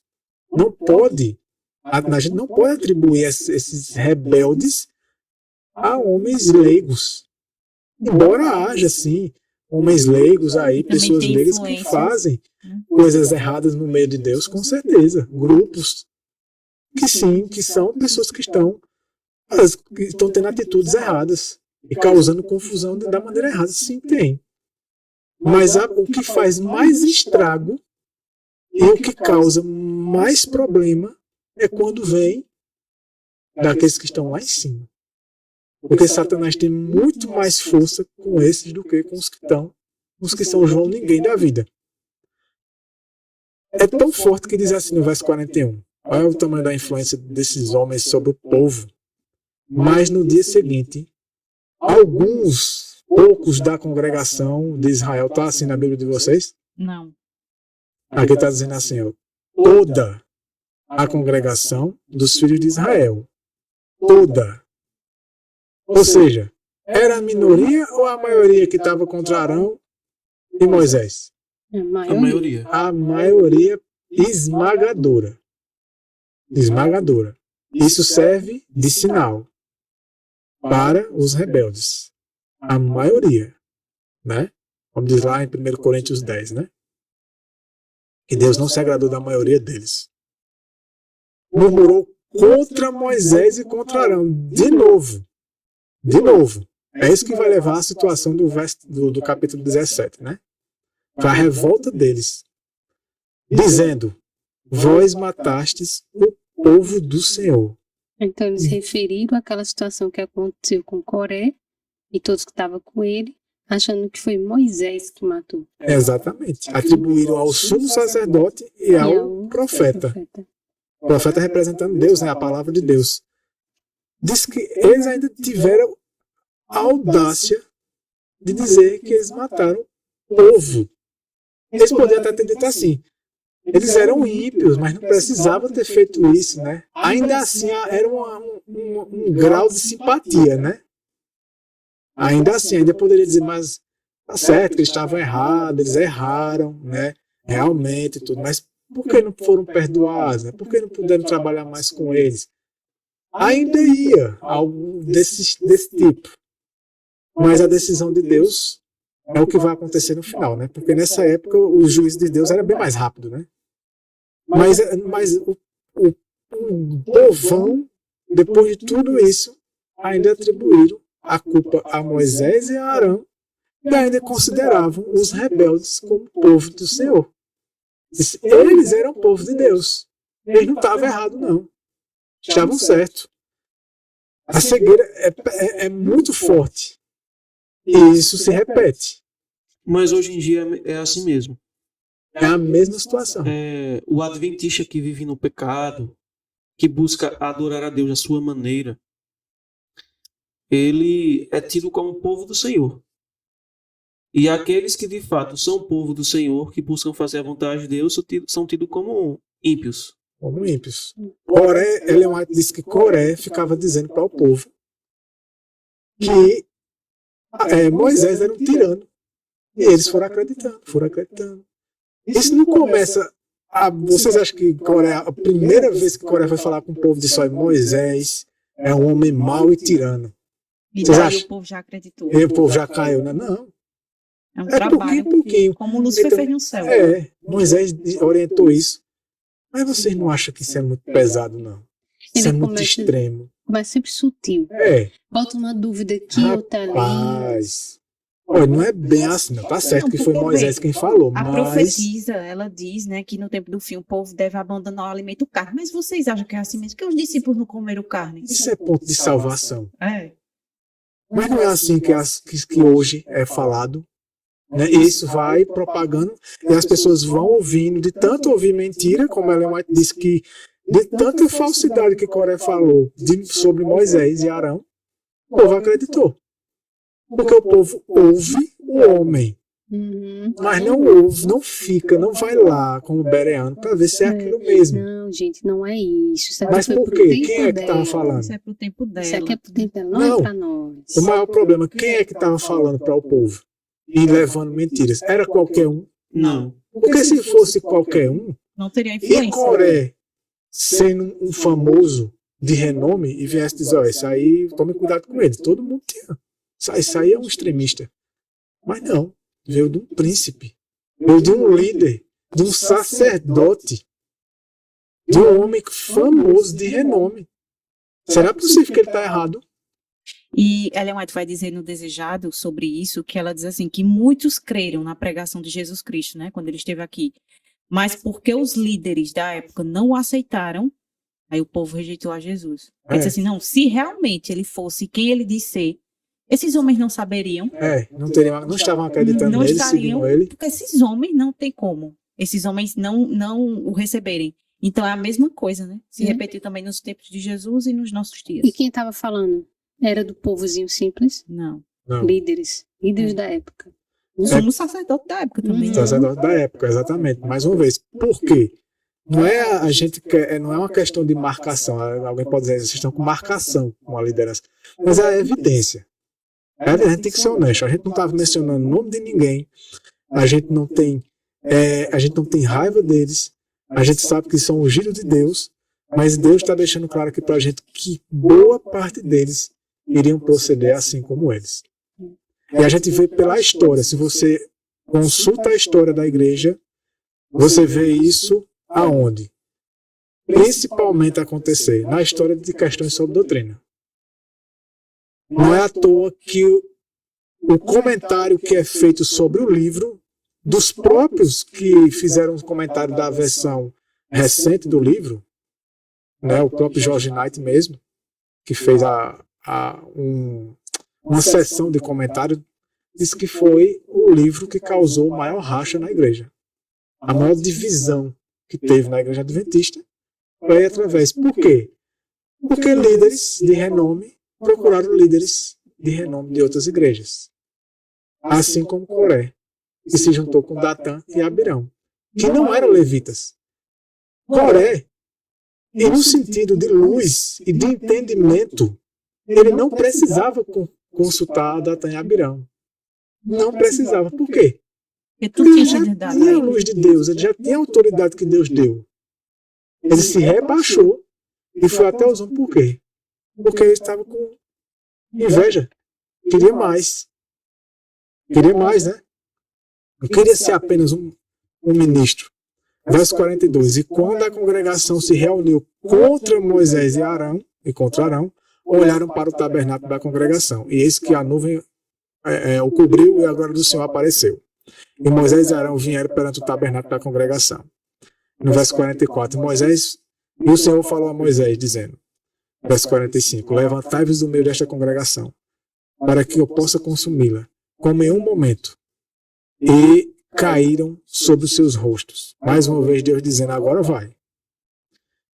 Verso 46, e Moisés disse a Arão, toma o teu incensário e põe nele fogo do altar, e põe incenso nele, e vai depressa à congregação fazer o quê?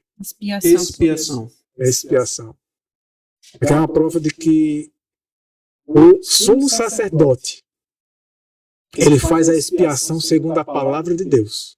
Porque Moisés aqui representava a palavra de Deus. Então, o sumo sacerdote hoje está fazendo expiação pelos rebeldes, fazendo de tudo para que eles não sofram os juízos da ira de Deus. De tudo.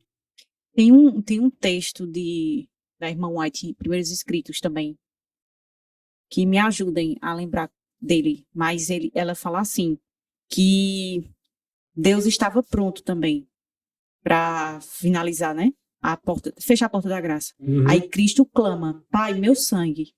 Exatamente. Não é? Não tem essa cena? Não, exatamente, é isso mesmo. E ele clama pelos rebeldes. Pedindo mais tempo para eles. E diz assim, pai, ele clama diante do Pai, Pai, meu sangue. E ali os anjos, eles seguram os ventos.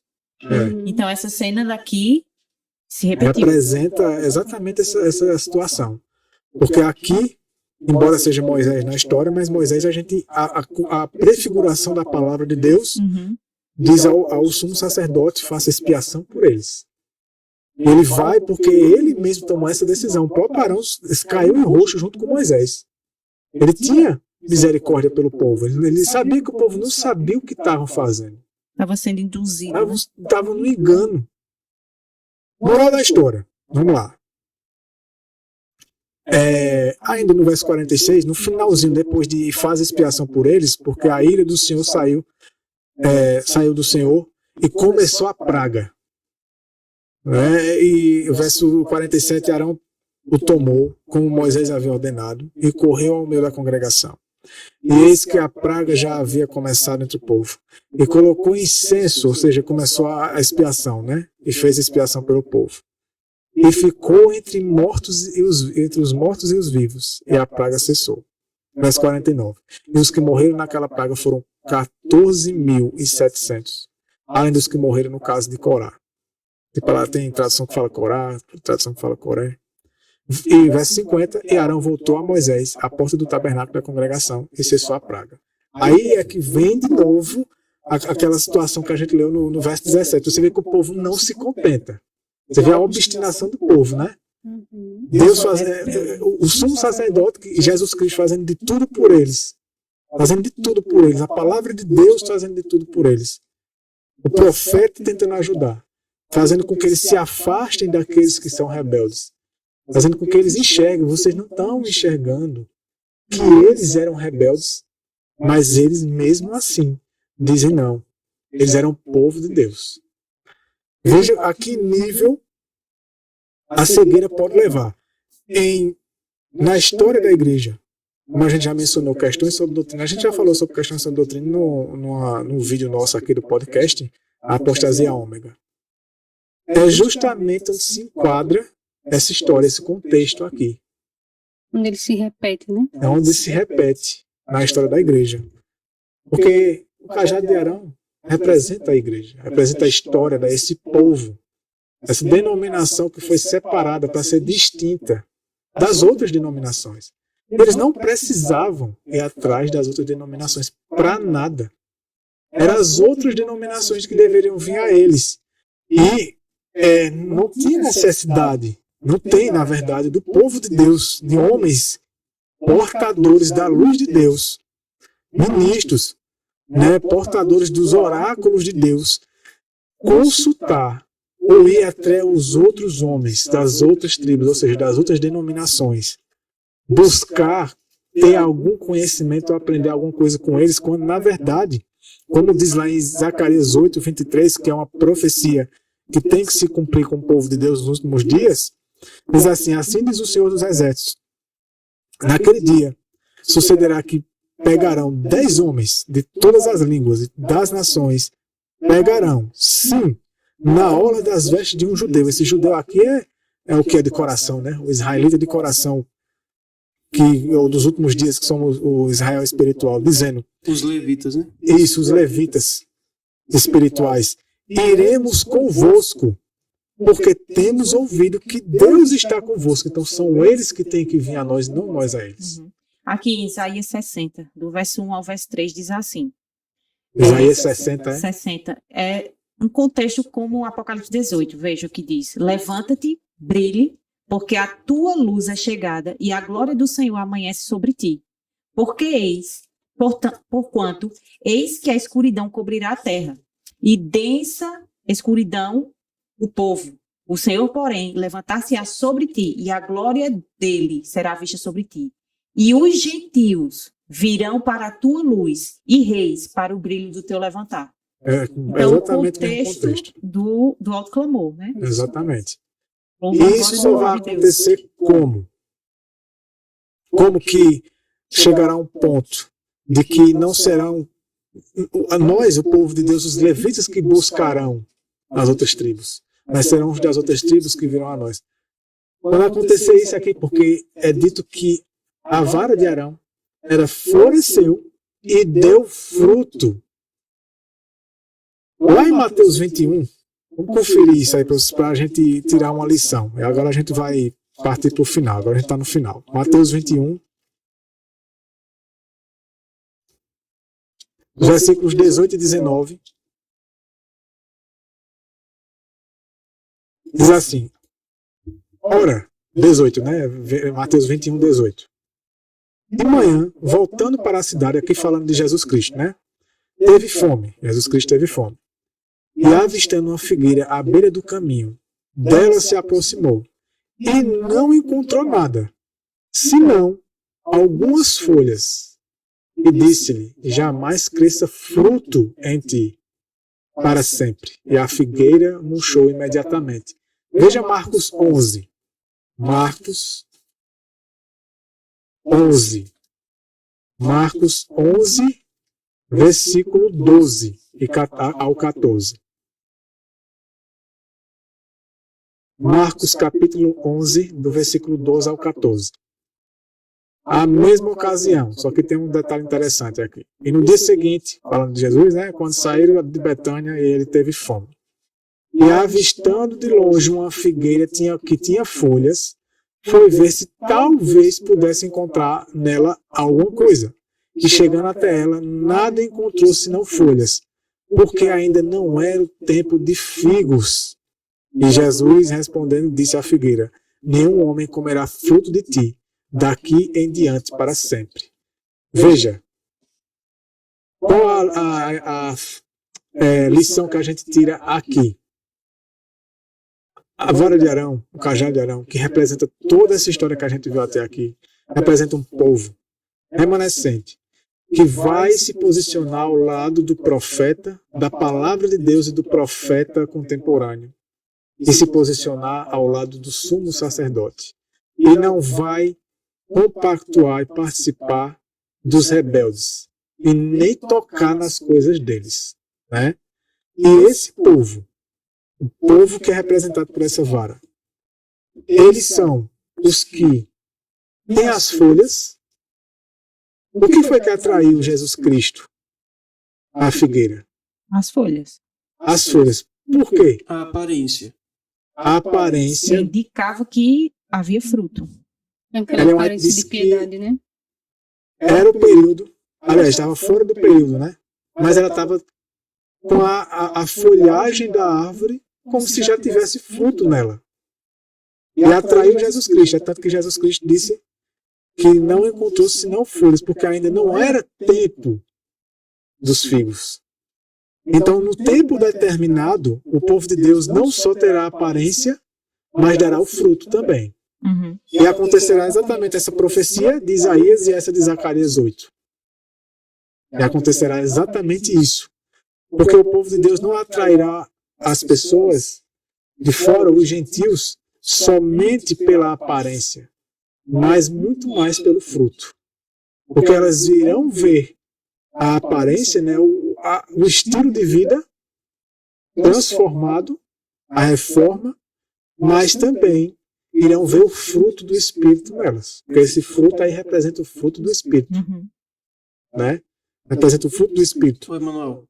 Olha o que diz aqui no Salmo.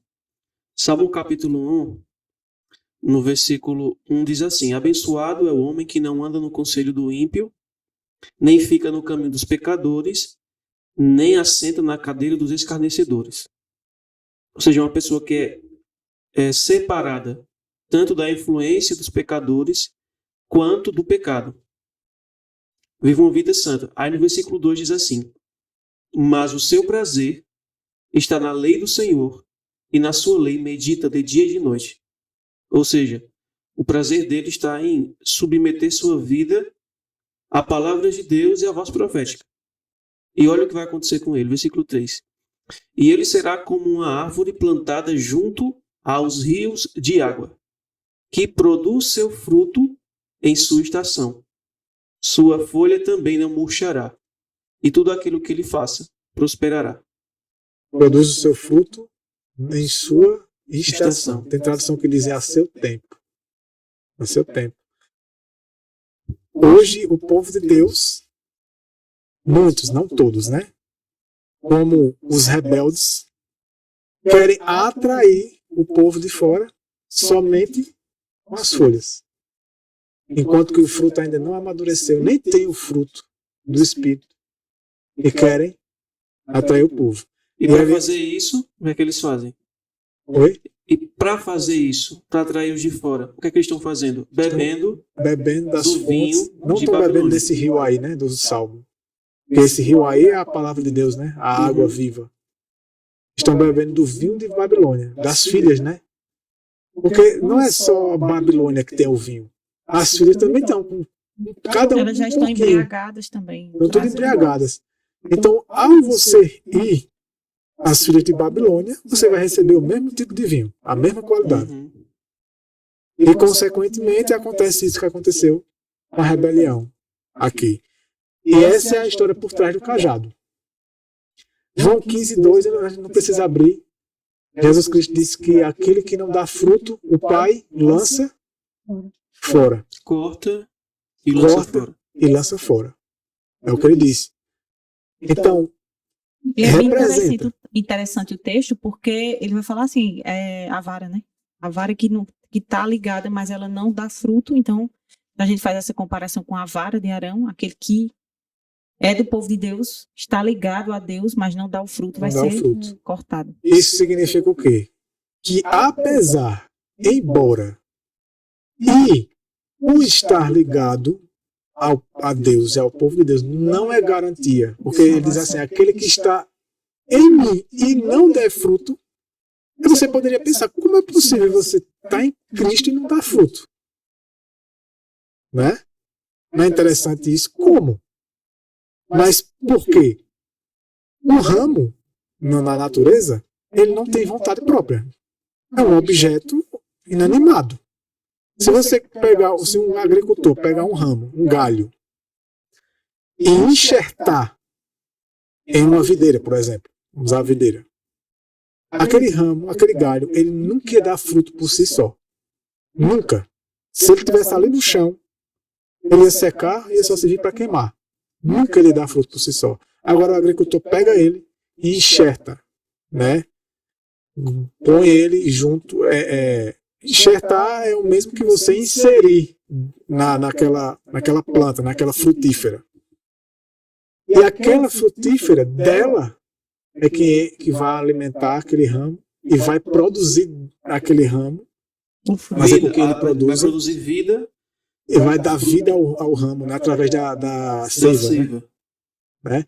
E aquele ramo vai receber a genética, vai receber os nutrientes, vai receber a seiva da vinha.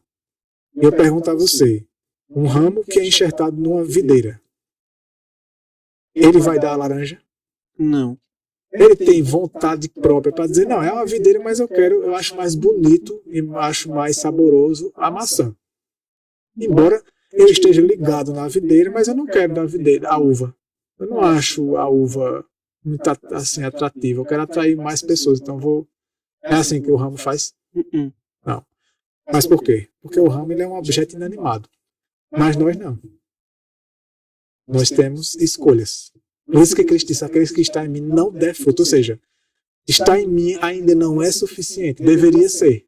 Mas é porque vocês têm a escolha. Tem que escolher ser submisso. Ser submisso e receber tudo que vem dele. Agora, se eu escolho receber parte e se eu escolho dar um fruto diferente, então, naturalmente, é o que aconteceu com eles. Essa foi a rebelião. Então, assim, para encerrar, tudo que a gente aprendeu. O cajado de Arão, dentro do contexto do santuário, representa o povo de Deus. Mas muitos, infelizmente, têm esse orgulho cego, o orgulho espiritual, né? Diz aí, ó, o cajado de Arão representa o povo de Deus. E está lá no santo lugar. Então significa que nós somos aceitos por Deus e somos povo de Deus. Mas vocês viram a história? Por trás disso tudo? Quem foi que se levantou contra o próprio Arão e o próprio Moisés? Foi os pagãos de fora que vinham de fora? Não. Um deles, o principal deles, o Corá, era um sacerdote, junto com outros. Agora, nos tempos de Jesus, né? A gente vê essa rebelião ela voltar. Porque quem foram aqueles que se voltaram? A tribo de Levi. A tribo de Levi de novo, os sacerdotes. Os sacerdotes. De novo contra o sumo sacerdote. Contra o sumo sacerdote, exatamente. Que é Cristo. Exatamente. Você vê que não é uma forçada de barra da gente. A gente não está forçando. Alguém pode dizer, não, vocês estão demais também, né? Mas a gente deixa bem claro, é os textos da Bíblia. O problema é que a gente está se distanciando da Bíblia. Eu acho que a gente nem está pegando pesado, a gente ainda está pegando leve. Tem muito mais porque coisa. É muito mais forte. Isso, porque a gente está falando de uma maneira assim, mais leve, mas não também soe clara, como uma acusação, direta. mas como um alerta. Isso. Porque clara e direta. Deus pediu para Moisés colocar esse cajado lá como sinal para quem? Para os rebeldes. Então veja, confira lá os rebeldes quem eram, como eles agiram, a conduta deles, quem eles eram, né? A qualidade de homens que eles eram, a posição deles. Confira quem é os rebeldes, seja honesto com a Bíblia e com Deus. E quando Deus deixou o cajado lá, era para quê? Para memorial para os rebeldes. Então que a gente possa se atentar. É um sinal, né? É um lembrete para que todos aqueles que seguirem a mesma conduta, e não só isso, mas de que iria acontecer, de que se repetiu no tempo de Cristo, se voltaram contra o sumo sacerdote, se voltaram contra o profeta. Quem era o profeta da época de Cristo? João Batista. Era o espírito de profecia da época, né? Que levou o povo ao sumo sacerdote. O trabalho dele era direcionar então, eles. nessa mesma época se levantaram contra o sacerdote, né, o sumo E sacerdote, contra o espírito de e contra o profecia da espírito de época. profecia. Contra o profeta da época. E eram levitas. E como a própria palavra de Deus fala, né, que não há nada novo debaixo do sol, né, o que já aconteceu irá se repetir, o nosso tempo não seria diferente. Exatamente. Então é isso, que Deus nos ajude a permitirmos que Deus possa abrir nossos olhos espirituais e enxergar essa realidade. Porque enxergando ela, que a gente tome essas advertências para nossas vidas e que tenhamos cuidado para nem sermos ou chegarmos a ser esses rebeldes e nem nos misturarmos com eles, nem participarmos e nem tocarmos nas coisas deles, né? Nem tocarmos nas coisas deles, porque essa foi a orientação de Deus. Então é isso, a gente encerra por aqui. Essa é a história, essa é a compreensão do cajado de Arão. Claro que a gente pode extrair mais informações, tem mais simbologia pelo cajado de Arão, com certeza que tem. Como eu disse, não estamos aqui para esgotar o assunto. Com o cajado de Arão a gente pode até entrar em outros assuntos, simboliza outras informações também. Mas eu diria que essa é a principal, porque é o contexto, né, sobre isso. E se Deus permitir, der tudo certo, semana que vem a gente estuda, próximo podcast, a gente estuda o maná. O maná é muito interessante, é muito parecido com o cajado de Arão. Por que e para que Deus pediu para Moisés colocar o maná, o pote com o maná, lá no Santíssimo Lugar? A gente vai estudar a mesma coisa. Também serviria de digamos assim, um memorial para os rebeldes, né? Também. Aqueles que destroem seu corpo. Exatamente. Vamos falar sobre isso. Que o nosso corpo, ele é o quê? Templo do Espírito. A gente vai ver o propósito do maná, é muito interessante também. Estudo muito bom. Então, que Deus abençoe a todos. Deus nos ajude. Tenha misericórdia de todos nós. Amém. Amém. Vocês querem fazer algum comentário? Então a gente encerra mais um podcast pela graça de nosso Senhor Jesus Cristo.